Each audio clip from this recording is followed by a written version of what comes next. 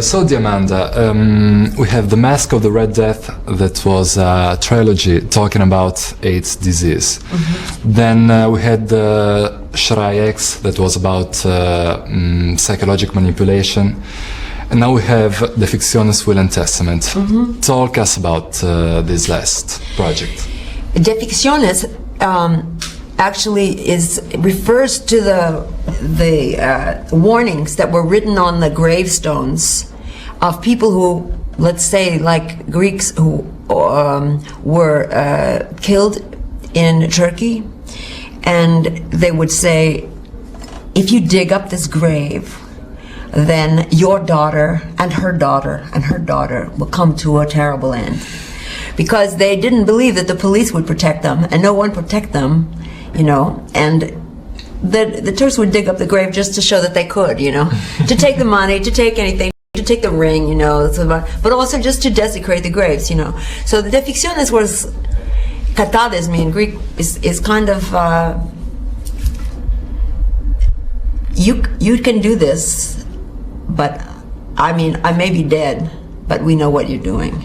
So don't think that there's no eye on you. You know, it's the recourse of someone without any power at all. The last recourse, you know. Yeah. And it's a very, very, I mean, historically, we know what it has to do with, and it has to do with all this genocide committed against, in very particular, in many different populations, in countries where they were minorities, or they were feared. People were jealous of them. People thought they had too much money. They were doing something. So, like the Germans not only did they want to kill the Jews, they wanted to destroy every sign of them. So they burned them. Or the Turks, they wanted to destroy every sign of the Armenians. So they burned them. You know, it's not enough just to destroy them, but they want to know for themselves that they will never exist again. These people will never exist again. You know, and so that is a very strange, a very curious phenomenon. And so this is, when you get to this point, you have people writing things on gravestones saying, at least leave me alone while I'm dead, huh? You know, so this is the idea behind Defixiones. And you talk about Greek in this show, Turkey and so on. You're a kind of stateless artist. A what? A stateless artist. Yeah. I would say but so. What's your relationship with your parents' country, Greece, and? Well, it's, you know, I mean, the thing is, there's many of us in the diaspora. There's many Greeks. There's many Greeks in Australia. We're going to Australia next 2 or 3 months, and certainly in America and all over the world, you know. And I was raised as an American, but I was raised as a Greek American, which always was kind of prosexite, which means always be careful of the Americans, you know. You know, we're living in America, but be careful of the Americans, you know.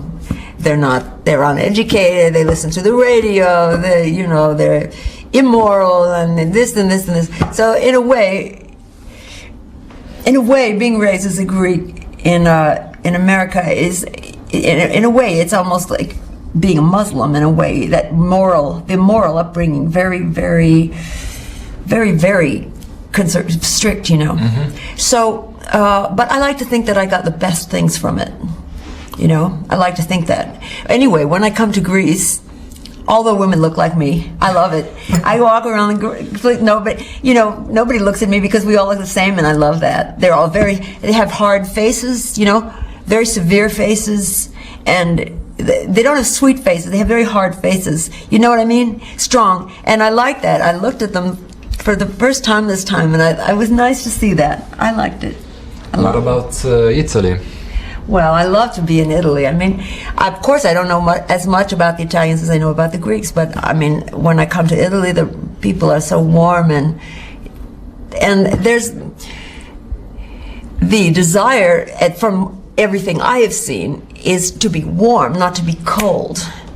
And I lived, as I say, I lived in Berlin, and I lived in London, and I left because I don't want to learn how to be cold like that. It makes me sick to my stomach to do that. That's a full-time job. It's 24 hours a day to be so cold. But I mean, certainly there are many individuals who are not like this. I mean, in these countries. But in general, the culture goes in a certain direction. Well, you have even a relationship with Italian culture because you used words from Pierpaolo Pasolini in Supplica mia madre. Tell me about that. Why did you choose him? Paolo Pasolini. You know, we saw the United States premiere of Salo when I was 18. It was presented in San Diego, California. Of all places, huh? San Diego, California. And after that, I saw many things, different things by Pasolini. When I was living in Paris, I went to movie theaters and would see Decameron. I'd see many things of Pasolini. But his writing in particular, his poetry in particular, is what really, made me feel that I could do some sort of collaboration. I mean, this writing, poetry in the form of a rose, desperate vitality. You know, this writing is, I used some of the writing from A Desperate Vitality in Defixiones. I just added some, just recently. And Supplica mi madre. I mean, Supplica mi madre. I mean, if you're a Greek, you live with that fear every day of your life, that anything should happen to your mother, the saint, you know, no matter what life you've led, no matter what you think about any politics, you still have this mi madre. And so what's beautiful is to see him, who was thought of by so many people as such an immoral person, you know. You see this about him that is the same as everybody else, maybe even more extreme, you know. And you see the humanity, and you realize that these people that were saying stupid things about him must certainly have been completely idiots, you know. But he lived a very, very, for me, he lived a very, very conscious, so conscious, too conscious, you know, always very conscious of everything he thought. Too conscious. Too conscious can drive someone crazy, you know. Too conscious when you're aware of everything. You're so aware of everything. It's very painful. I read this in Cavafy. I see this in Cavafy too, you know. And in many different writers. I think the writers that I like are very obsessive. They're very fanatical. Can you give us a name or two? Well, yeah, of course, Nerval, Baudelaire, you know, certainly Vallejo, which Cesar Vallejo from Peru, he's completely wonderful. And I've been reading some of Antonio Machado, but the writers that I like, in a sense, they are so obsessed that their writing is incantational writing. It's like Henri Michaud, it's a hammering, and in that sense it's like Defixiones because it's a hex. And Michaud believed that in order to actually effect a hex, you had to hammer it. He really tried to make it real, not just an artistic statement, but really. He did, when he does the poem Jérôme, it's like, I am rowing against your life. And you hear him rowing.